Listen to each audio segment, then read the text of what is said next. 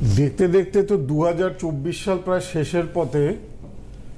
আর মাত্র কয়েকটা দিন পর আমরা নতুন ইংরেজি নতুন বছরে প্রবেশ করব 2025 সাল।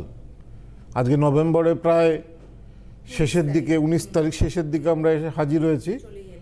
আর নভেম্বরটা শেষ হলে ডিসেম্বর মাস গেলেই 2025 সাল পড়ে যাবে। 2025 সালে ইন্টারেস্টিং হচ্ছে 2025 সালটা কিন্তু মঙ্গলের বছর সংখ্যাতত্ত্ব মতে। আর মঙ্গল হচ্ছে যুদ্ধ বিগ্রহের দেবতা। মঙ্গলকে বলা হয় গ্রহদের সেনাপতি।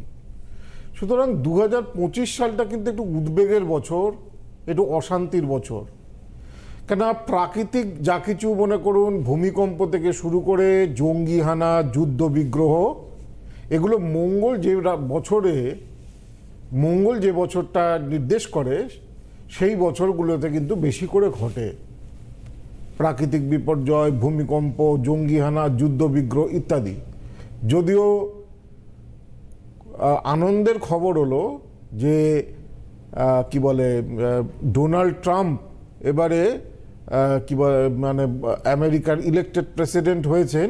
তিনি অবশ্য যুদ্ধ বিগ্রহের বিপক্ষে, কিন্তু তবুও মঙ্গলের বছর তো যুদ্ধ কতটা আটকানো যাবে, এই অশান্তি কতটা আটকানো যাবে, এই নিয়ে জ্যোতিষশাস্ত্রের মধ্যে খুব সন্দেহ রয়েছে।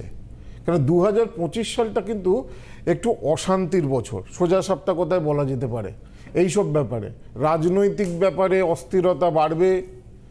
আমাদের কেন্দ্রীয় সরকারেরও একটা ওই সেপ্টেম্বর মাস নাগাদ একটা অস্থিরতা তৈরি হবে, কোনো পার্টনার ছেড়ে চলে যেতে পারে, তো ইত্যাদি ব্যাপারগুলো, এই ঘটনাগুলো, রাজনৈতিক ঘটনাগুলো আপনারা 2025 সালে আপনারা দেখতে পাবেন।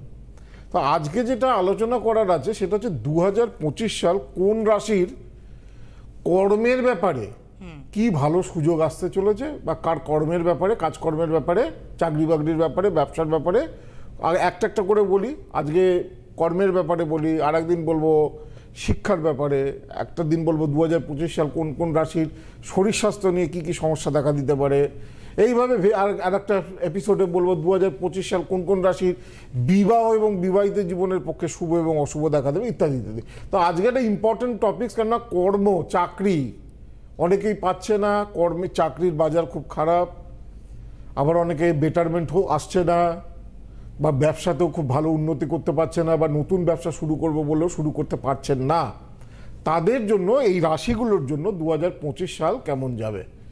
2025 সালে চারটে মেজর গ্রহ চেঞ্জ হচ্ছে, চারটে মেজর গ্রহ।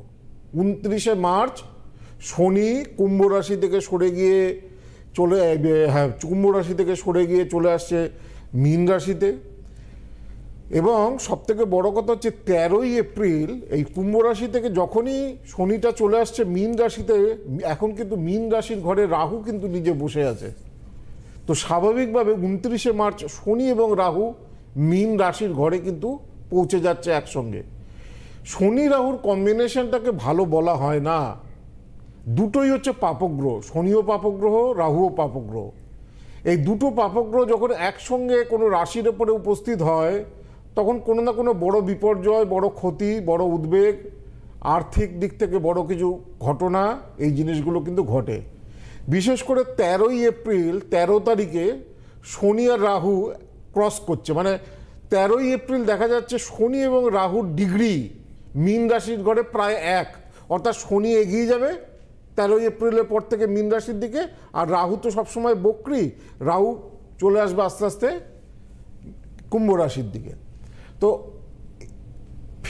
18 মে রাহু এবং কেতুর রাশি পরিবর্তন হচ্ছে। রাহু মীন রাশি থেকে চলে আসছে কুম্ভে, এবং কেতু এই গ্রহটা কন্যা রাশি থেকে চলে আসছে কিন্তু সিংহে।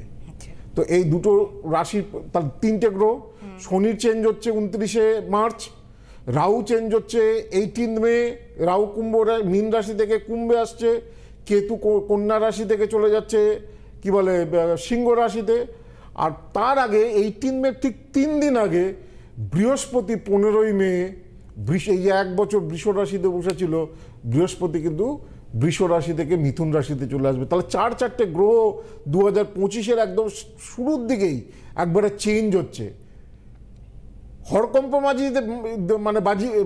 জাগিয়ে দেবে এই চারটে গ্রহ।